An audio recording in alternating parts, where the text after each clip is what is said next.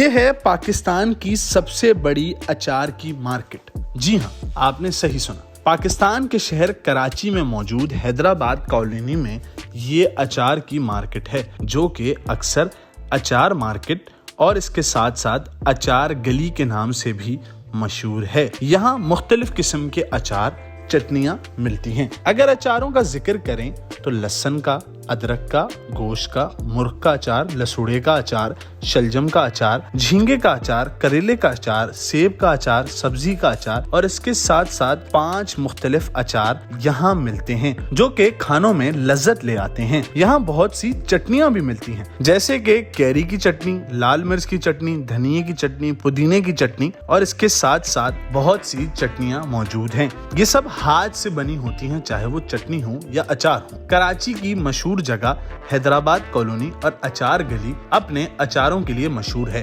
अगर आप भी चाहते हैं कि आप मजेदार अचार से लुत्फ अंदोज हों तो अचार गली जरूर जाएं। मेटा न्यूज़ के वीडियोस को सपोर्ट करें और इस वीडियो को लाजमी शेयर करें। बहुत शुक्रिया।